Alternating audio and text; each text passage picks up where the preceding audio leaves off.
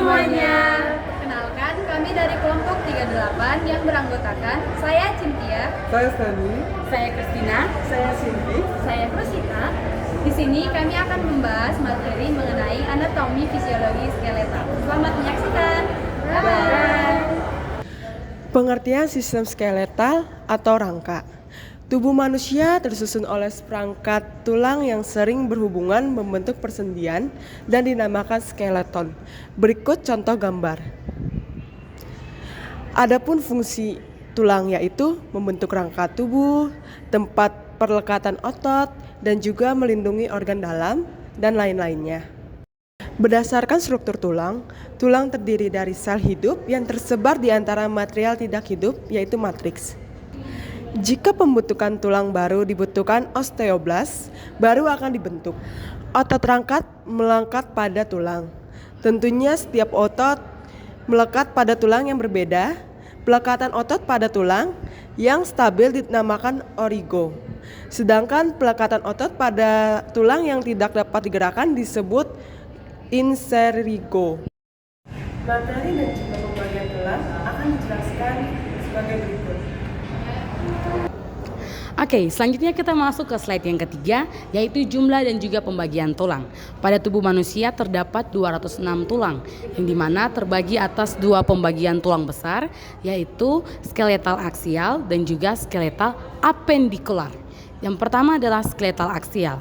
Skeletal aksial ini adalah kelompok tulang yang membentuk sumbu utama atau garis bagian tengah.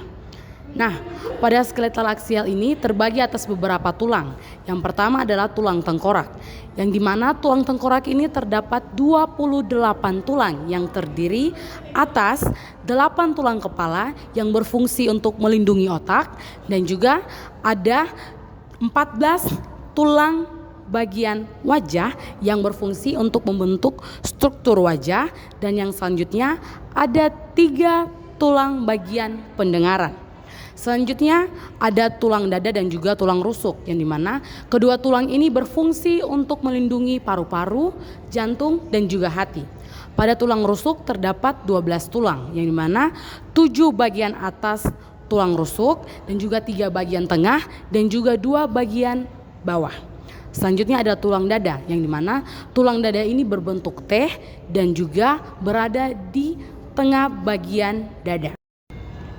Selanjutnya adalah tulang belakang, yang dimana tulang belakang terdiri atas 33 tulang, yang dimana 7 ruas bagian tulang leher dan juga 12 ruas tulang bagian punggung bagian atas dan 5 ruas tulang bagian selangkah dan juga 4 ruas tulang bagian tulang ekor. Selanjutnya adalah skeletal apendikular, yang dimana skeletal apendikular ini merupakan kelompok tulang yang membentuk anggota gerak tubuh. Nah, pada skeletal apendikular ini terdapat beberapa tulang. Yang pertama adalah tulang tangan, yang terdiri atas pergelangan tangan, telapak tangan, jari-jari tangan, dan juga lengan bagian atas. Yang pertama, lengan bagian atas terdapat 3 tulang yang bernama humerus, dan juga di bagian bawah siku terdapat 2 tulang, yaitu radius dan ulna. Selanjutnya ada pergelangan tangan, yang dimana terdapat 8 tulang kecil dan juga 5 tulang yang membentuk telapak tangan, yang dimana setiap jari-jari tangan terdapat 3 ruas jari, namun hanya pada jari jempol hanya memiliki 2 ruas jari. Selanjutnya adalah tulang kaki yang memiliki anatomi tulang yang lebih fleksibel karena memungkinkan tubuh untuk dapat berdiri tegak dan menopang tubuh. Pada tulang kaki juga memiliki panggul, yang dimana pada tulang kaki hingga tulang panggul ini dinamakan femur. Pada tulang lutut terdapat tulang patella yang berfungsi untuk melindungi sendi pada lutut. Selanjutnya pada betis terdapat 2 tulang, yaitu tibia dan juga fibula. Dan yang terakhir adalah tulang panggul, yang dimana kaki melekat pada tulang panggul yang berbentuk mangkuk yang berfungsi untuk melindungi tulang belakang.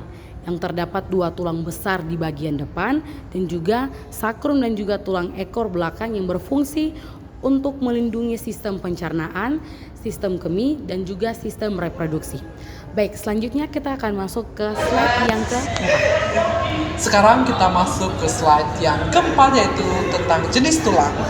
Yang pertama, tulang pendek, yaitu tulang yang berada di pergelangan tangan dan kaki. Dan yang kedua, tulang tak beraturan, yaitu tulang belakang dan tulang baji dan tulang tapis. Dan yang ketiga yaitu tulang sutural, yaitu tulang yang berada di jahitan tulang tengkorak. Yang keempat yaitu tulang pipa, yaitu tulang berada di tulang ubun-ubun, tulang dada, dan tulang dahi, dan beberapa lainnya. Dan kelima yaitu tulang sesamoid, yaitu tulang di tempurung lutut. Dan yang terakhir yaitu tulang panjang, yaitu yang berada di pergelangan tangan dan kaki. Baik, sekarang kita akan masuk ke slide yang kelima, yaitu struktur tulang. Tapi sebelum itu, apa sih tulang? Jadi, tulang adalah organ sebagian yang besar terdiri dari jaringan tulang. Nah, jaringan tulang sendiri itu adalah jenis jaringan ikat yang terdiri dari matriks kolagen. Nah, jenis jaringan tulang itu dibagi menjadi dua kelompok, yaitu jaringan tulang kompak dan jaringan tulang spons. Nah, jaringan tulang kompak itu membentuk lapisan luar tulang keras. Jadi, dia mencakup sekitar 80% dari massa tulang. Nah, yang kedua itu jaringan tulang spons.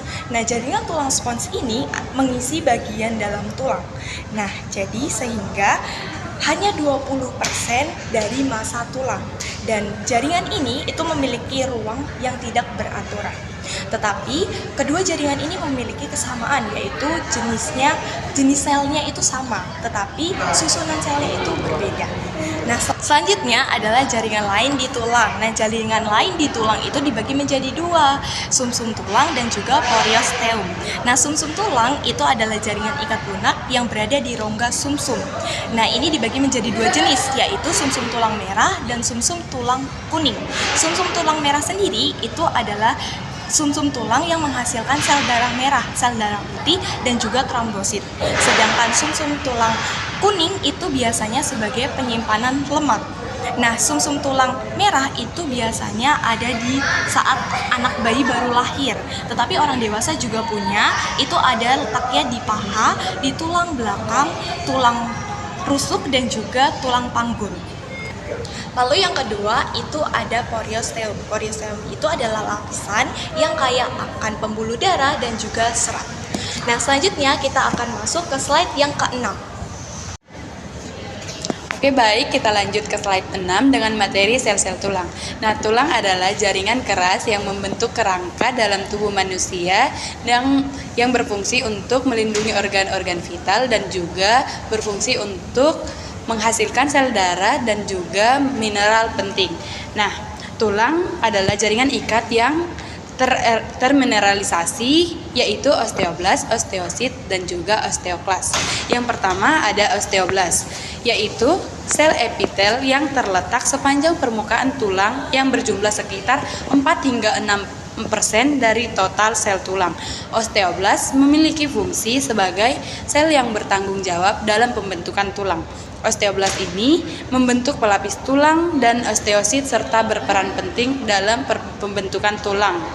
Nah, yang kedua ada osteosit. Osteosit mengisi 90 hingga 95% dari total sel tulang yang merupakan sel tulang yang paling banyak berumur panjang hingga 25 tahun. Nah, osteosit dicirikan dengan morfologi dendritiknya, yaitu merupakan turunan sistem sel osteoblast yang melalui 4 tahapan yang dimana yaitu asteroid osteosit, preosteosit, osteosit muda, dan juga osteosit matang. Yang dimana osteosit ini membentuk lakuna karena kulit osteosit yang menjalankan fungsi komunikasi intraseluler, menjalankan fungsi sebagai intraseluler melalui kanalikuli sebagai sebuah terowongan kecil dalam lakuna. Nah, Dengan sistem tersebut, osteosit berfungsi sebagai sensor mekanik yang mampu mendeteksi adanya tekanan dan juga mendeteksi tekanan mekanik serta beban. Yang terakhir ada osteoklas. Osteoklas merupakan sel-sel berinti banyak serta berfungsi untuk memindahkan tulang lama dan menyisakan ruang baru untuk pembentukan tulang baru, yang dimana tulang lama senantiasa mengalami proses daur ulang materi untuk pembentukan tulang yang baru. Nah, osteoklas berperan dalam proses diferensiasi membentuk osteoklas dewasa dan juga berperan dalam proses resorpsi tulang atau pemecahan matriks ekstraseluler tulang. Selanjutnya kita akan melanjutkan materi slide 7 yang merupakan membahas tentang artikulasi. Oke, selanjutnya kita akan masuk ke dalam slide yang ketujuh, yaitu adalah artikulasi atau persendian. Jadi, artikulasi atau persendian itu dibagi menjadi 3, yaitu sinartrosis, amfiartrosis, dan juga diartrosis. Nah, sinartrosis ini adalah sendi mati atau tidak ada pergerakan sama sekali. Contohnya, itu adalah ruas tulang belakang, dada, dan tulang rusuk. Bisa juga tulang tengkorak. Nah, yang kedua itu ada amfiartrosis. Nah, amfiartrosis ini hanya terjadi pergerakan sedikit. Contohnya seperti simfisis, pubis pada tulang punggung. Lalu yang kedua ada tulang betis dan juga tulang kering. Yang ketiga itu adalah diartrosis. Nah, diartrosis ini itu memungkinkan terjadinya pergerakan secara leluasa seperti sendi peluru, sendi pelana, dan lain sebagainya. Selanjutnya itu adalah klarifikasi struktural sendi. Nah, struktural sendi ini tuh dibagi menjadi 3, sendi fibrosa, sendi cartilago, dan juga sendi sinovial. Nah, sendi fibrosa itu tidak ada pergerakan, contohnya sutural tengkorak. Lalu sendi cartilago itu adalah sedikit pergerakan, dan contohnya itu adalah discus intervertebralis. Nah, yang ketiga itu ada sendi sinovial. Nah, sendi sinovial ini adalah bebas bergerak. Contohnya seperti lutut dan juga bahu. Nah, sendi sinovial ini itu adalah tulang yang tidak berhubungan langsung. Jadi ada rongga sinovial yang berisi cairan. Nah, yang terakhir itu adalah sendi peluru. Nah, sendi peluru ini itu bergerak ke segala arah. Contohnya hubungan antara tulang lengan atas dan juga bahu. Seperti itu. Dan selanjutnya kita akan dengarkan materi dari slide yang ke-8. Fisiologi skeletal. Otot skeletal atau otot rangka terdapat di seluruh tubuh manusia. Otot ini berperan pada kontraksi sebagai bentuk respon terhadap suatu rangsangan. Berbeda dengan kontraksi otot polos dan juga jantung. Sebagian besar, kontraksi otot rangka berada di bawah kendali saraf. Adapun contoh gambar sebagai berikut. Otot rangka mempunyai beberapa fungsi, yaitu ada menghasilkan gerakan, menjaga suhu tubuh, menopang tubuh, dan yang terakhir hematopoiesis, pembentukan sel darah merah di sumsum tulang. Fungsi-fungsi ini menunjukkan betapa pentingnya sistem skeletal dalam menjaga kesehatan dan fungsi tubuh secara keseluruhan. Materi berikut, materi slide 9 akan dijelaskan sebagai berikut. Oke, baik, kita masuk ke slide 9. Kita membahas pembentukan tulang.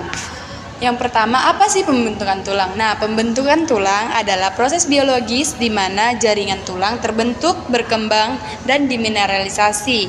Nah, proses ini dikenal sebagai osteogenesis atau osifikasi. Pembentukan tulang memiliki 2 mekanisme, yaitu osifikasi intramembranosa dan juga osifikasi endokondral. Nah, proses ini dimulai sejak tahap embrio usia 6-7 minggu dan berlangsung sepanjang hidup, terutama pertumbuhan, perbaikan, dan remodeling tulang. Nah, pembentukan tulang manusia dimulai pada saat janin masih umumnya akan bertumbuh dan berkembang terus sampai umur 30 hingga 35 tahun. Nah, yang pertama osifikasi intramembranosa, yang dimana proses pembentukan tulang langsung dari jaringan mesenteric atau jaringan otot fibrosa. Dan di tahap ini tidak melalui tahap tulang rawan. Osifikasi jenis ini umumnya terjadi pada tulang pipi seperti tulang tengkorak atau klavikula. Tahapan osifikasi intramembranosa sebagai berikut. Yang pertama, berdiferensiasi menjadi osteoblas. Yang kedua, osteoblas menghasilkan matriks tulang yang dimineralisasi. Yang ketiga, matriks membentuk trabekula atau struktur seperti jaring, yang kemudian berkembang menjadi spongiosa. Yang terakhir, lapisan luar serabikula menjadi tulang keras atau kompakta. Jaringan mesenkim di permukaan tulang berdiferensiasi menjadi posiestrum.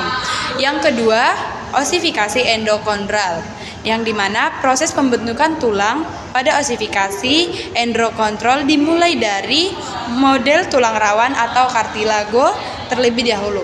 Osifikasi jenis ini terjadi pada sebagian besar tulang, yang seperti tulang femur, tibia, humerus, dan tahapan osifikasi ini terdiri sebagai berikut. Yang pertama, sel mesenkim berdiferensiasi menjadi kondroblas yang menghasilkan tulang rawan hyaline. Tulang rawan hyaline bertindak sebagai model awal. Yang kedua, sel-sel kondrosit atau sel tulang rawan yang mengalami hipertrofi dan mati meninggalkan ruang kosong. Yang ketiga, proses ini dimulai di pusat osifikasi primer atau di diafisis dan dilanjutkan di pusat osifikasi sekunder atau diafisis atau ujung-ujung tulang. Yang terakhir, tulang rawan digantikan sepenuhnya oleh jaringan tulang kartilago yang tersisa ada di lempeng epifisis sehingga memungkinkan tulang untuk tumbuh memanjang selama masa pertumbuhan. Baik, selanjutnya kita akan membahas slide selanjutnya. Baik, sekarang kita masuk ke slide yang ke-10, yaitu gangguan penyakit. Pada gangguan penyakit ini terdiri atas 6 penyakit. Yang pertama adalah osteoporosis. Osteoporosis adalah kepadatan tulang yang berkurang sehingga tulang menjadi keropos dan mudah patah. Penyakit ini disebabkan oleh penurunan meregenerasi tulang. Selanjutnya yaitu fraktur. Nah, fraktur ini adalah kondisi ketika tulang patah sehingga bentuk atau posisi tulang berubah, yang disebabkan oleh adanya tekanan pada tulang atau benturan yang kekuatannya lebih besar. Dan yang ketiga yaitu skoliosis. Skoliosis adalah kelainan pada tulang belakang yang ditandai dengan punggung melengkung seperti huruf C atau S. Selanjutnya, Baik, yang keempat yaitu kyphosis adalah kelainan pada lengkukan tulang belakang yang membuat punggung bagian atas terlihat membungkuk atau bengkok secara tidak normal. Dan yang kelima adalah lordosis, adalah kondisi tulang punggung bagian bawah melengkung secara berlebihan. Yang keenam adalah arteritis, adalah pembengkakan dan nyeri yang dirasakan pada satu sendi atau lebih. Jadi kesimpulannya, sistem skeletal sangat penting untuk memberikan struktur dan fungsi tubuh yang optimal. Tulang dan sendi bekerja sama untuk memungkinkan gerakan dan aktivitas sehari-hari. Perawatan tulang yang baik seperti nutrisi dan olahraga penting untuk menjaga kesehatan jangka panjang. Sekian dari kami, terima kasih.